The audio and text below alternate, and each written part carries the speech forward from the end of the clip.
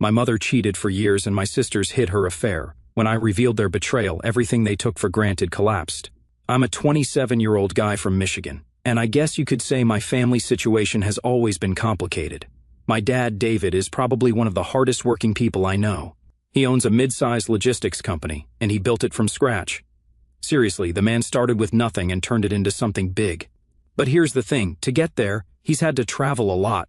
Like, he's gone more than he's home. Growing up, I always admired him. Even though he was on the road constantly, he somehow managed to make us feel like we were his top priority. He'd call every day, always asking about school or my hobbies, and when he was home, he gave us his full attention. No distractions, just quality time. He even roped me into fixing up old cars with him in the garage when I was a teenager. Those are some of my best memories with him. My sisters, Amelia, 30, and Rachel, 28, have also benefited a lot from Dad's success. Both of them work at the company now, and for years Dad bragged about how proud he was of them. He genuinely believed they were following in his footsteps and helping build the legacy he'd worked so hard to create. But lately, I've started to see cracks in that perfect picture. Then there's my mom, Caroline. Look, I'm not going to sugarcoat it. She's always been a bit much. She's the type who has to control every situation even when there's nothing to control. When I was younger, I thought her constant nagging at Dad was just how marriage worked, but as I got older, I realized it wasn't normal. She was never happy, no matter what Dad did. He'd come home from a long trip, exhausted, and she'd complain about something trivial, like how he forgot to pick up a specific brand of bread on his way back. As for Amelia and Rachel, they've always been really close with Mom, like weirdly close. Don't get me wrong, there's nothing bad about being close with your mom, but it's almost like they formed their own little clique. They're constantly going on girls' outings to fancy restaurants, shopping trips, and even weekend getaways.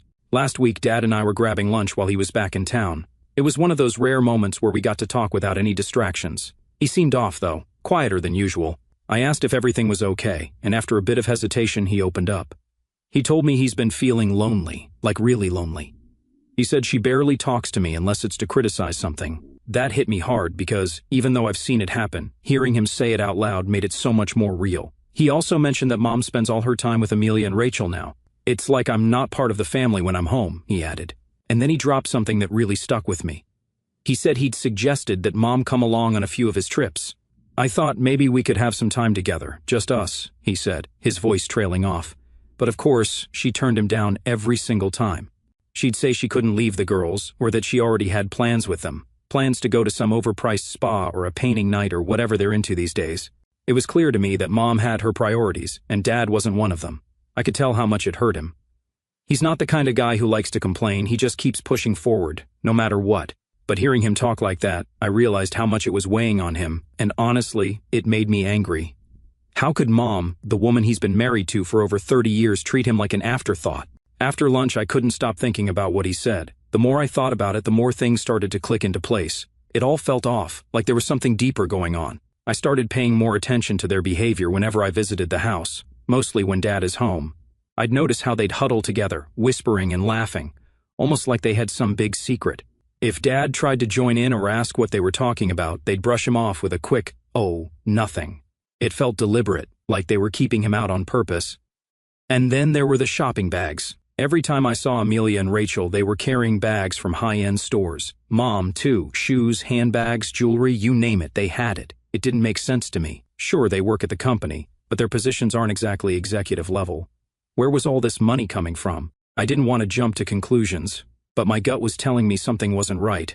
I needed answers, but I didn't know how to get them. All I knew was that whatever was going on, it wasn't normal, and the more I thought about it, the more determined I became to figure it out.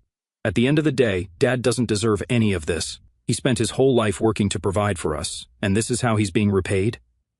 I felt like I owed it to him to get to the bottom of whatever was going on, even if it meant stepping on some toes. So, this all went down last weekend while Dad was away on another one of his work trips. I know it's nothing new, but since our talk the week before, I'd been thinking about him non-stop. Anyway, on Saturday morning, I decided to call Mom to check in. I figured maybe I could swing by and take her and my sisters out for lunch. It had been a while since we all sat down together, and I thought it might be nice. Plus, I was curious, okay, fine, suspicious, about what they'd been up to. When Mom picked up the phone, she sounded weird, like almost caught off guard that I'd called. I told her my idea about lunch, and there was this long pause before she said, "Oh, we'd love to, but we already have plans." I asked what kind of plans, and she got all vague. You know, just a little girl's day out, she said, her voice way too casual. In the background, I heard Rachel saying something about picking the perfect spot and Amelia laughing. Now here's the thing. Girls' days aren't unusual for them. They've been doing this for years. But the way Mom answered, combined with how I've been feeling about all their recent behavior, made my radar go off. I didn't push it, though. I just told her to have fun and hung up. But I couldn't shake the feeling that something was off. So, I decided to swing by the house later that day, just to see if they were back. Maybe I'd misread the situation, and they really were just out shopping or whatever. By the time I got there, their cars were gone. I debated leaving, but curiosity, or maybe sheer frustration, got to me. So I did something I've never done before. I followed them. Now, before anyone calls me a creep, let me explain. I wasn't trying to spy on them for no reason. I just needed to know if what I'd been suspecting all this time was true. They weren't hard to track. I know Amelia's car. It's this bright red convertible she begged Dad to co-sign on when she got promoted at the company. Sure enough, I saw it parked outside this super exclusive country club on the other side of town. Let me just say this. We're not country club people. We're solidly middle class, even with Dad's success. Okay, maybe a little above that. The kind of place they were at? It's where rich people go to network over overpriced salads. We don't have any business there. I parked a little ways off and headed inside. I didn't want to seem obvious, so I hung back near the lobby until I spotted them. They were sitting on the patio, laughing and sipping on what I assume were fancy cocktails. But it wasn't just the three of them. There was a guy with them, and let me tell you, he looked young. I mean, at least 15 years younger than Mom. Like he came straight out of one of those cheesy dating shows. The kind where everyone's a little too tan and wears sunglasses indoors. He had on this obnoxiously bright blazer and a smug expression that just screamed, "I'm better than you." I couldn't hear what they were talking about, but it was obvious they were comfortable with him. Too comfortable. At one point, he leaned over to brush something off Mom's shoulder, then kissed her forehead, and Mom? She smiled like it was the most normal thing in the world. My stomach turned. I didn't want to jump to conclusions, but it was hard not to. Amelia and Rachel were sitting there, laughing and joking with this guy like he was part of the family. It didn't take a genius to figure out what was going on. I must have shifted or made a noise because suddenly, Mom spotted me. For a second, she just froze, like a deer in headlights. Then, in the most dramatic move I've ever seen, she grabbed her purse, leaned over to whisper something to the guy, and practically bolted. I mean, she dragged him behind her so fast it was like they were being chased. Amelia and Rachel stayed behind, clearly left to deal with me. They looked annoyed, like I'd ruined their day. Rachel was the first to speak. "It's not what you think," she said, but her tone was more defensive than anything else. Amelia, ever the smooth talker, chimed in. "Jonathan makes Mom happy, like that explained everything." She even had the nerve to add, "Dad and Mom's marriage has been over for years. You know that, right?" I just stood there, stunned. I couldn't believe what I was hearing. When I asked how long this had been going on, Amelia shrugged. "A while," she said, like it was no big deal. Then they dropped the real bomb. Apparently this guy, Jonathan, has been spoiling them, taking them out to fancy dinners, buying them gifts, paying for their spa days, you name it. And get this, they've been dipping into Dad's company money to keep up. Amelia tried to justify it by saying they didn't want to look bad compared to Jonathan, who's apparently some trust fund kid living off his parents' wealth. I didn't even know what to say. The whole thing was so far beyond what I expected. I just stood there, staring at them. Eventually, I just walked away. I didn't trust myself to stay calm if I stayed any longer. I couldn't sleep that night. Every time I closed my eyes, I'd see Mom and that guy, Jonathan, laughing it up like they didn't have a care in the world. Then I'd hear Amelia and Rachel justifying it, acting like it was no big deal. My blood was boiling. I kept replaying the scene in my head, wondering how the hell we even got here. By the time morning rolled around, I was done waiting. I had to confront Mom. There was no way I could sit back and let this slide, not after what I'd seen and what they'd admitted. So, I drove to the house, determined to get some answers. When I got there, Mom was exactly where I expected her to be, on the couch in the living room, scrolling through her phone like she didn't have a single problem in the world. The sight of her just lounging there, completely oblivious to the chaos she'd caused, made my blood boil even more. I didn't bother with pleasantries. "We need to talk," I said as I walked in. She barely glanced up. "About what?" she asked, her tone dismissive, like I'd interrupted some important meeting instead of her Instagram scroll. I didn't ease into it. "I saw you yesterday at the country club with Jonathan." That got her attention. She put her phone down and looked at me, her face unreadable. "And?" she said, like I just told her the weather forecast. I repeated, incredulous. "That's all you have to say?" "I saw you with another man, Mom. Amelia and Rachel told me everything, about how you've been seeing him, about how they've been helping you cover it up, about the money." She didn't even try to deny it. She just sighed and said, "You don't understand. Your father and I haven't been happy for years. Our marriage has been over for a long time." I couldn't believe what I was hearing. "Then why are you still here? Why not tell him and end it?" Her response floored me. "Because it's easier this way," she said. "Do you know how hard it would be to start over at my age? And Jonathan, he understands me. He makes me feel appreciated in ways your father never could." I couldn't wrap my head around her logic. "So, instead of being honest, you decided to cheat? To lie to him?" She waved me off like I was being dramatic. "Your father is fine. That's when I brought up the money. What about the company funds you've been taking? Amelia and Rachel told me about that too. How do you justify stealing from Dad to fund your little outings with Jonathan?" Her demeanor changed. She sat up straighter and looked at me like I'd just insulted her. "It's not stealing," she said, her voice sharp. "Do you know how humiliating it would be if we looked cheap compared to Jonathan? He's been so generous, and we needed to keep up appearances." I was stunned. "Keep up appearances? Mom, Dad works himself to the bone for this family, and you're using his money to impress some guy? Do you even hear yourself right now?" She rolled her eyes. "Oh, stop being so dramatic. David's fine. He'll survive. You're blowing this completely out of proportion." She didn't even hesitate. "Your father made his choice years ago when he decided work was more important than his family." That was the moment I realized there was no reasoning with her. She'd convinced herself that she was the victim in all of this, that somehow Dad was the bad guy for working hard to provide for us. I stood there for a moment, trying to process everything. The woman sitting in front of me wasn't the mom I thought I knew. She was someone else entirely, someone who didn't care about the damage she was causing as long as she got what she wanted. "I can't believe you," I finally said. "I can't believe you do this to him, to us. Do you even care about this family at all?" She didn't answer. She just picked up her phone and went back to scrolling like our conversation was over. That was my breaking point. I turned around and walked out without another word. I couldn't be in the same room with her any longer. As I drove home, I felt a mix of anger, sadness, and frustration. Part of me wanted to call Dad and tell him everything right then and there, but another part of me worried about how he'd take it. He's already dealing with so much, and this could be the thing that breaks him. At the same time, I can't just sit on this. He deserves to know the truth, no matter how much it hurts. But how do I even begin to tell him? How do I break the news that the woman he spent his whole life loving and supporting has been betraying him behind his back? I don't know what to do, Reddit. If you've been in a situation like this, I'd really appreciate your advice. I feel like I'm stuck between a rock and a hard place, and I have no idea how to move forward. Point update 1. Hey Reddit, thanks for all the advice on my last post. A lot of you gave me solid input, and after reading through the comments I made up my mind. I had to tell Dad. There was no way I could keep something like this from him. He's been nothing but good to all of us, and he didn't deserve to be blindsided like this. I waited until he got back from his trip. He was supposed to be home late Sunday night, so I figured I'd give him a day to settle in before dropping the bomb. Monday evening, I asked if we could grab dinner, just the two of us. Dad didn't think anything of it. He's always up for spending time with me.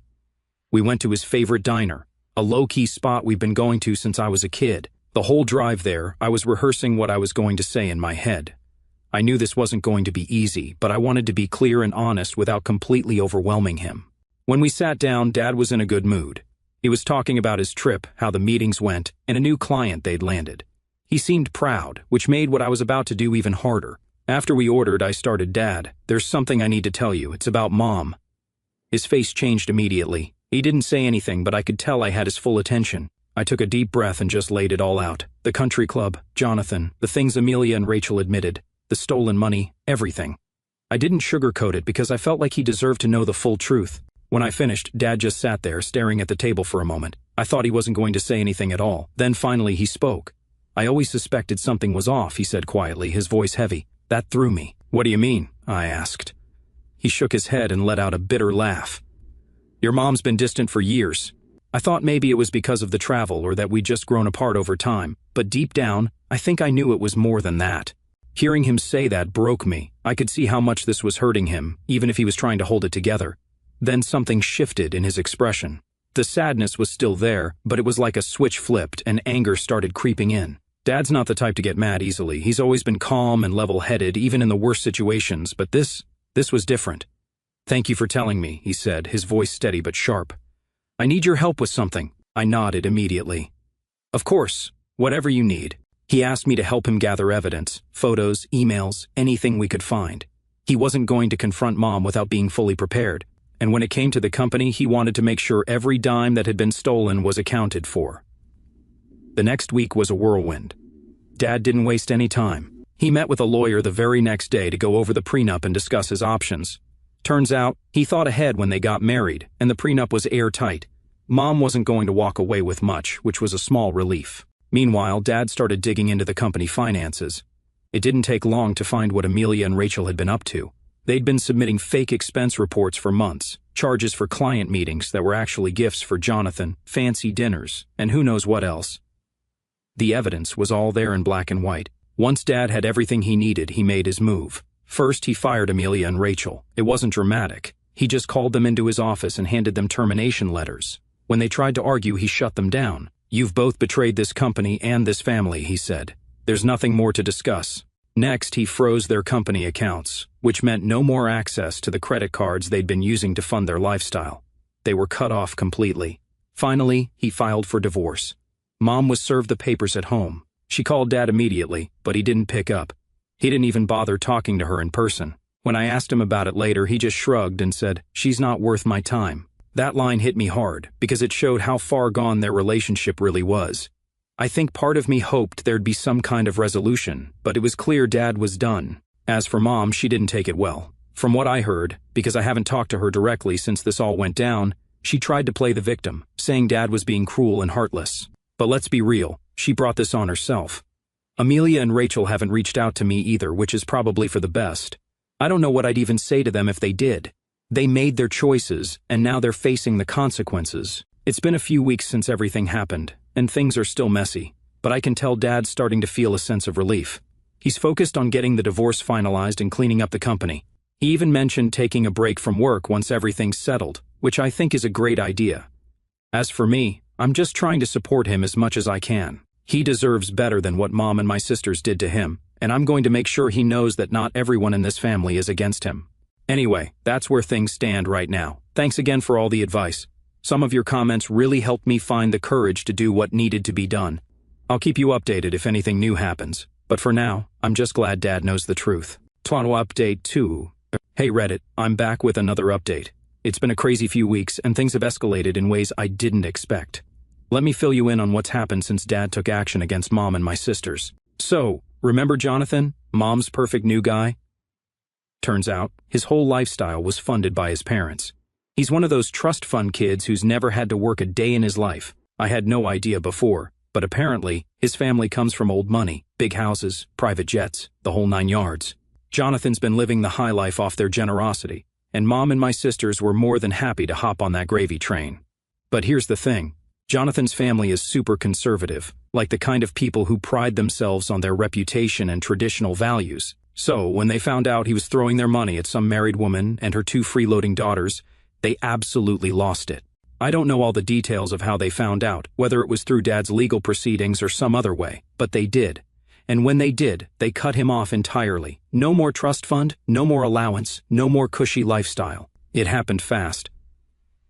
One day, Jonathan was taking Mom and my sisters to expensive restaurants and buying them gifts. The next day, he was broke.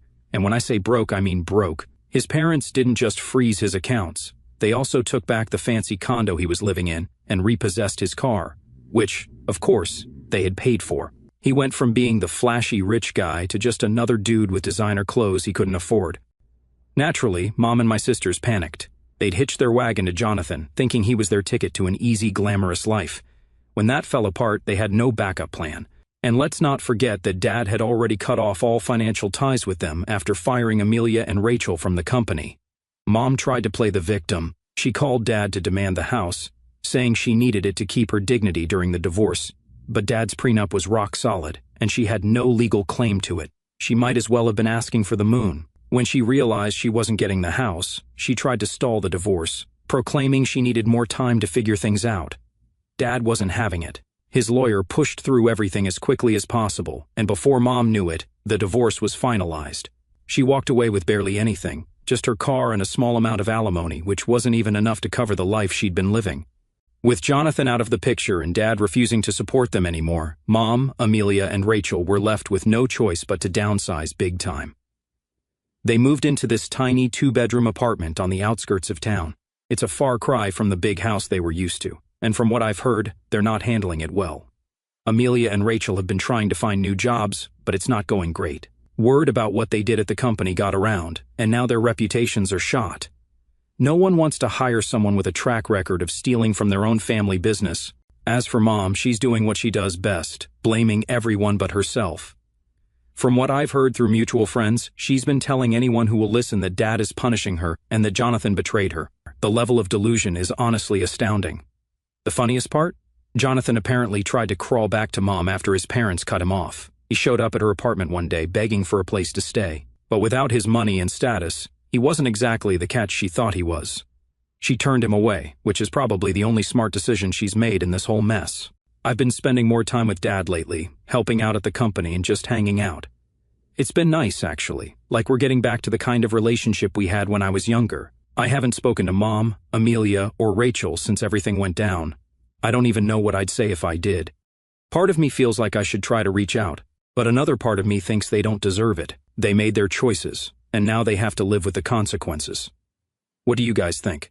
Am I wrong for cutting them off completely?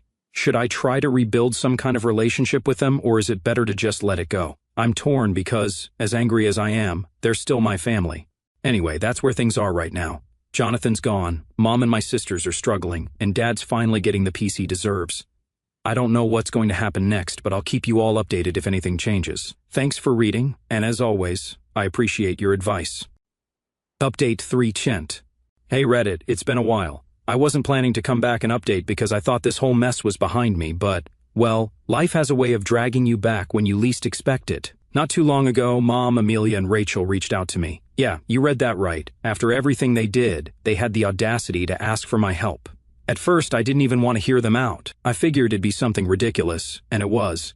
Turns out Rachel is getting married and, shocker, they're struggling to afford the wedding. They wanted me to talk to Dad and convince him to do the right thing and chip in for her big day. I'll be honest with you, I laughed out loud when I heard that. The sheer nerve of them to even ask after everything they put Dad through was mind-blowing. It's like they completely forgot about the part where they betrayed him. When I told them there was no way in hell I was asking Dad for money, they tried to guilt-trip me. Rachel started crying, saying this was supposed to be the happiest time of her life and she couldn't believe I was letting family drama ruin it.